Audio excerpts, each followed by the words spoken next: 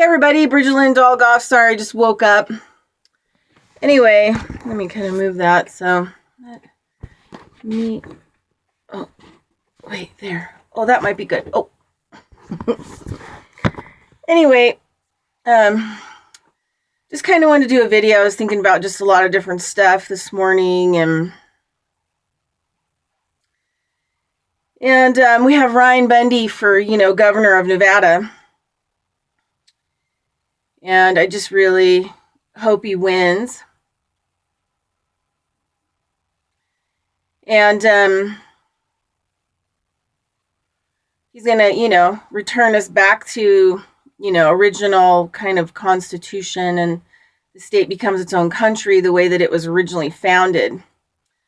And just a whole bunch of other stuff, because we're living in the United States. It's a runaway freight train, and I don't really think most people see what's going on. I mean, because it's not reported on their TV, and that's all they care about is watching their TV. So, and then I was kind of having like a mini pity party this morning, and I was thinking, wow,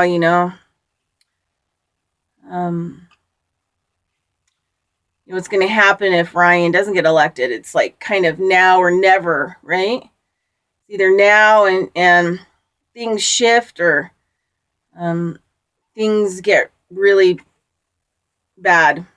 And I'm not saying like the economy is going to be able to hold together or stand or whatever. I think that, there is going to be some kind of rocking and rolling, but, we don't want it to rock and roll too much, so we can't make the transition, right? So I was thinking about, then all of a sudden I was like having my little pity party. I was like, oh, I'm scared. And I'm ready for change. I'm ready to hit the ground running. I'm ready to support in that change, and people that want to man those shovels. And, I have this excitement about what could happen here in Nevada, and the newness, I guess, when Ryan Bundy is elected today.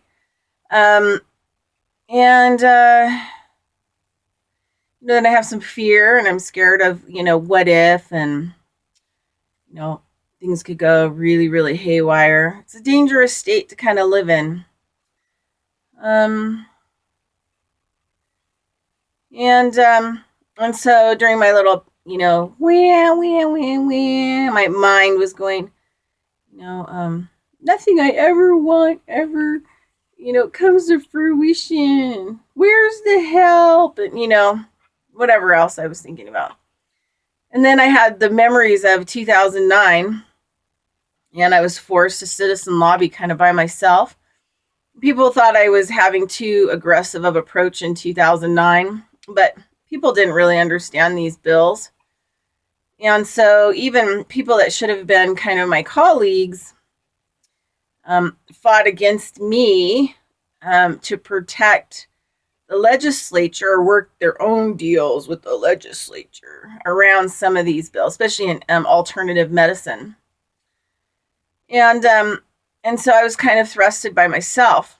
But in my natal chart, I have Aries in the 7th house. So it's always about, no partnership, no help. Get out there and get it done by yourself. Hook up to that wagon and move it down the road. So I fought. I ended up fighting against 50 bills, learned law, I started reading legislation, sat, listened to bills, a lot, like 100 hours a week worth of citizen lobbying in 2009 for 6 months. And that's when I got gray hair. And it did almost kill me. I don't know how people can stay in the fight, the good fight on the citizen lobbying side, or even industries like the supplement industry. I mean, they probably have an agenda, but at least they've kept nutrition on the market for us. That's a hard job. Lots of fires, So, but in 2009, 47 bills that I sat out of 1,500 bills. There were 8 of us. I was the new kid on the block. And I didn't really understand bills until I started learning that, like basically the definition of what you define as in like the Merriam-Webster dictionary is not the same word that's in Black Law Dictionary, is not even similar. So you're reading these laws in the legislature and you think to yourself, wow, this sounds kind of good. Then you start learning a law and you start picking things out, because it's like learning a new language. It would be like me trying to learn French. And I don't speak French and haven't been around French people, right? So that's what it's like. Trying to pick out paragraphs or certain words or, in some of this legislative materials. And so it got to where all of the 7 people who were amazing in law and older, had been on the ground doing this stuff for a long time, were starting to send me bills that they felt maybe sinister. And I was trying to look through them, and, took a long time for me to kind of do that footwork. And then I would, if I felt that it was sinister, I'd send them an email saying, yeah, it doesn't really look good. I'll go and sit and listen and see, what I pick out in the opening of the legislative, like where there's the arguments, like for and against, and take notes and see what happens, and then report back. So that's kind of like what I was doing. And then I had the few bills that, I was fighting, because I started fighting them. And then 47 bills we got tossed out, or, I fully destroyed 2 bills. I mean, one finally got destroyed at the end, gutted. And then one got kicked out of the first committee, the really dangerous one that would have kept anything from alternative being in the state. So supplement stores would have been closed. And what the bill was, it was called the Complementary Medicine Act. So it sounds like really good, right, for alternative medicine. And it was really bad, because basically what it said is that only medical doctors in the state would be able to write you basically a prescription or say that you can have supplements, right? So say you have a supplement store and you want it to stay in business, you would have to hire a doctor for like $250,000 a year. And they would have to be on your staff full time, talking to all your customers and being the one, that basically gets them the vitamin C, or, says they can have it medically, and then pay for it in your store, right? And so how many doctors are going to do that? And you wouldn't have been able to get a massage. I mean, there just would have been a lot of things that wouldn't have happened in the state. And you could go to jail. It would have been like a felony. So you have some vitamin C and you give it to your neighbor. Then the cops get called, and then you go to jail for giving somebody vitamin C. Yeah, it's pretty scary. And so I fought that one. I was like, I tore that sucker up, man. I went after it like a pit bull with lipstick on. And it's a kind of a really horrible thing to testify, especially against a bill, because there's all this like ritual stuff that if you don't approach the committee in a certain way, and you don't speak to them directly in an honorable or respectful way when you first sit down, they don't have to listen to you. And they don't have to really apply any of your research. And then they change things. If they know that you're kind of coming after a bill and it's said to be seen on Wednesday at 1 p.m. in this chamber, or, legislative chamber, it's a court system. Your legislature is a court system, right? So then what they'll do is in the morning, you'll be on your way, you get there to listen to it, and if they know that it's something that's some of the citizen lobbyists, because mainly there's no people up there, right? It's your civil duty to know what your legislature is producing. But no one goes to the legislature. In 6 months in Nevada, every 2 years, it's 1,500 bills. I mean, like on average. And And you have 800, and when I was there in 2009, you had 890 paid lobbyists, whether they were state or federal, pushing the agendas of the wealthy and the elite, and not pushing, agendas that are better for you. And so I was shocked to see that no people were up there, that were just from, there were like a whole bunch of massage therapists got on board and were concerned about some of the legislature that the massage board was trying to pass, which was like unbelievable as well. But that was it. And that was because I put it out. I started having these gatherings where I was like talking to people about what was going on in my collaborative community in alternative medicine and healthcare. And it kept getting sabotaged. I mean, I had a drunk homeopathic doctor literally walk in and push me out of the way to talk to the group about them don't fight on your own. If you have affidavits of something that the state's done to you recently or whatever else, we have lobbyists with the homeopathic board. So please give us all of your information and everything and let us handle it. Well, fuck you. Fuck you, right? I mean, as far as I'm concerned, the homeopathic board in Nevada is probably more sinister and criminal than the medical board in the state of Nevada, which is saying a lot. So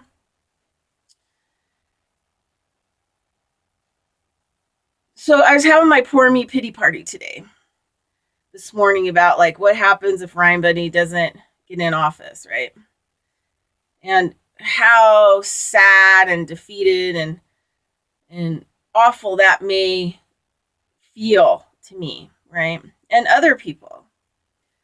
If Ryan Bundy got elected, there's all of us who are waiting on the sidelines for real change would just be elated. And we would have this hope in humanity. And we would be able to get to work, and make a difference, right?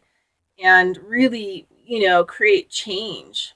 So there's like, two extreme emotions. And I always tell people to stay out of the polarity. And here I am playing in the polarity, And then I had this memory of being alone at the legislature. Even nobody wanted to believe in me. Everybody was attacking me and tearing me apart from all ends, even people that were supposed to be colleagues.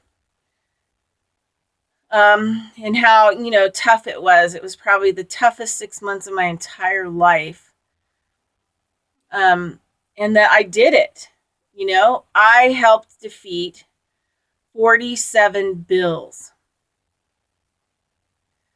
And the main one that I went in to fight, because they were arresting people, they were kicking them out of their offices and alternative therapies, using the state and the feds and different boards.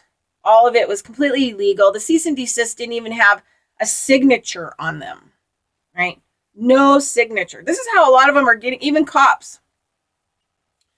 So make sure, that there's a signature on your ticket.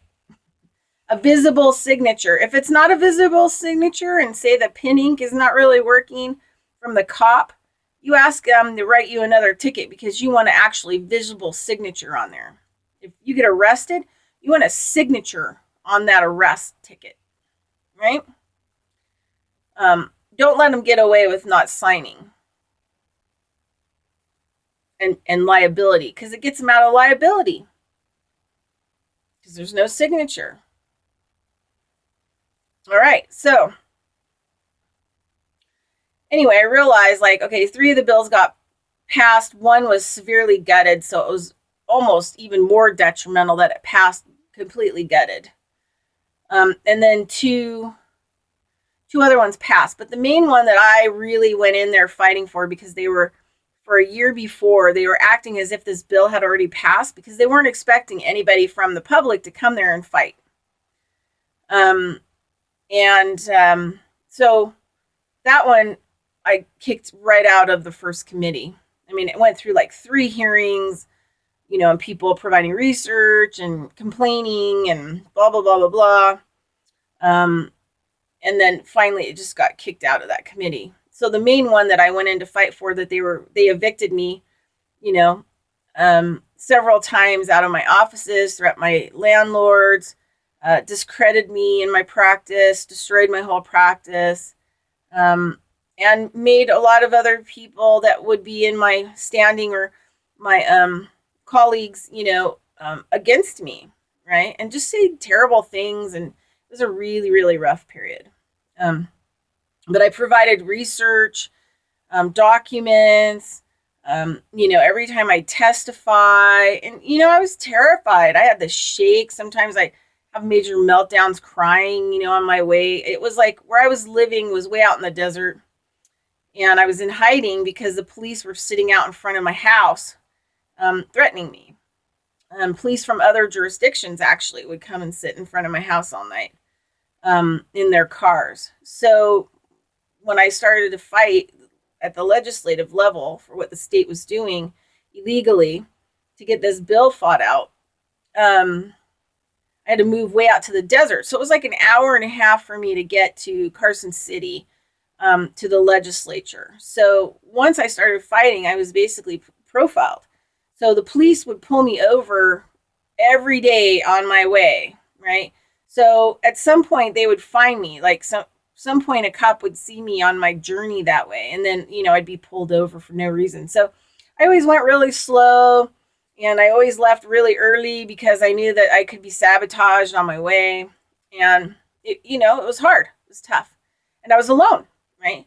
I didn't have a real family, to be behind me. And, they're pretty much all dead. So I didn't really have anybody. So this morning when I was getting in my kind of moment about what's going to happen if Ryan doesn't get elected in Nevada, I was shown when I was in my pity party, like nothing ever really works out, and blah blah blah blah blah, and and I was shown what a badass I was at the legislature and what I did on my own, and that like really kind of turned me around today, so to the positive, like what one person can do, and I did it, and it's a major, major, major achievement. And I don't think I've ever really looked at it in my life as a major, major, major achievement. It was tough. And it pushed me to places emotionally that were so difficult, to just stay focused and stay 100% sober, not overeating and not eating tons of sugar and not drinking and not, medicating and not doing any of those things, but staying awake and aware and sober through the whole process, no matter how fucked up it was and how fucked up it got and how that's where I lost my trust. I lost my trust and faith. It was during that period. So anyway, I've got my trust and faith back. And go Ryan, go. Go Ryan, the new 2008 elected governor of the state of Nevada. So anyway, sometimes we got to fake it till we make it, right? So anyway, go Ryan, go. All right. That's kind of my talk. Oh, and what I wanted to add on too is stuckness. I was thinking about people, and people are stuck, and stuckness is hard to get out of and move forward. And I was thinking, I don't really understand stuckness. People get stuck over one thing, like one minor thing, and they go into like a whole like major like non-coping ordeal. They'll go out and get totally fucking drunk, pass out, over medicate, check out, just that's their coping skills. That's how they cope with it. And you can never move forward by doing things like that. So I was lucky because, I kind of had parents and a family that were like rolling stones, my dad that raised me was a major Rolling Stone. And I never really got fixed. I never really got stuck in some place for very long. And I was constantly having to adapt to new and what was coming. Even as a kid, sometimes I go to like 3 different schools in a year. But that's because, we were poor, struggling, to stay afloat. And, I had a really good childhood. I got to do anything that I wanted to do, especially like outdoors, fishing and hunting and a lot of camping and exploration and safety. My dad really kept us safe, so I never really had the ability, I guess, to get stuck. Just really, I think about a 30-year mortgage and trying to hump that payment every month. And I have a panic attack over it because I'm like, okay, that's it for 30 years. Like, I'm 50 now. So it's like, what if my life, get a mortgage at 30 and you only live till 60 and you've lost so much potential and opportunity along the way because you've had to hump this payment for 30 years. And the stress of maybe trying to hump that payment through 30 years of, you don't know what's going to happen. So, even that's kind of how I've always looked at marriage and stuff like that. So I've been really particular about dating and who I would marry and things like that. And I think that sometimes I'm the complete opposite of what the main population lives in the United States.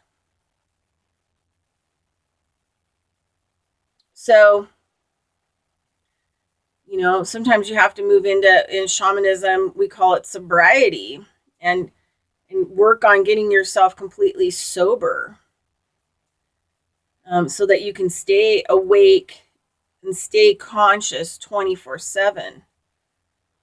Sober from food, sober from medication, sober from drinking, sober from your own thoughts, sobering yourself up from your emotions, sobering yourself up from your patterns and behaviors, sobering yourself up from your stinking thinking, and, sobering yourself up so that you feel clear at any given moment so you're not having a gut reaction to every little thing that happens to you.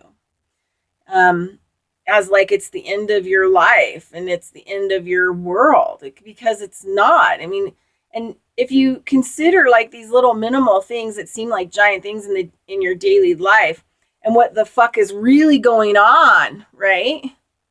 On this planet and in our political systems and our banking systems and all these other things,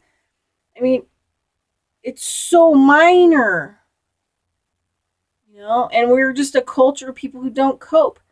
You couldn't do this kind of stuff in war-torn countries where you're like, well, I just think I'll drink for the rest of the day because I can't cope while your country's being bombed. You can't just like check out.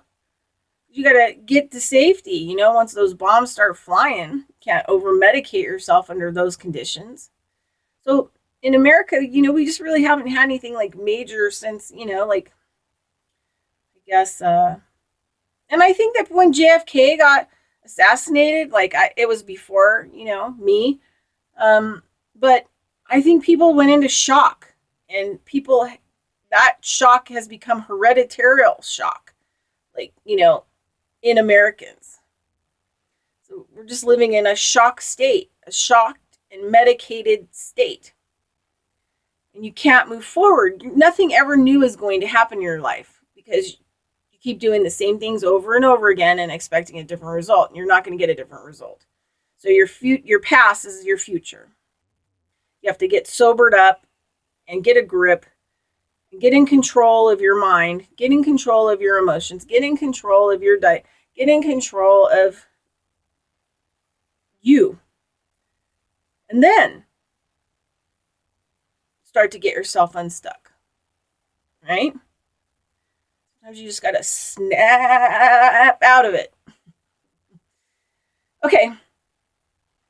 May 2019 be the year of sobriety, of shamanistic sobriety, for as many that want to partake in that. And may the Creator help them. May the Creator look after them. May the Creator support them. May the Creator give you courage to find your sobriety so that you can be conscious and awake at all times in your sobriety.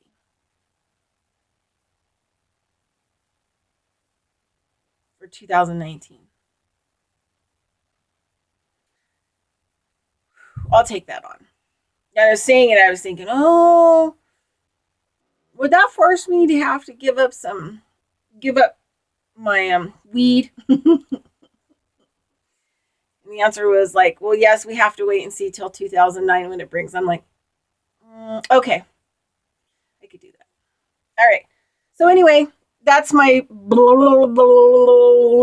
for today. May you land on the happy side today. Take a look at your accomplishments in your life today, and be proud of yourself. All right, and give yourself a big pat on the back today. Give yourself a boost of the potential that's within you, because of the amazing things you've accomplished in your past. Just getting out of bed every day is a major accomplishment. All right, everybody. Talk to you later. Have a great day.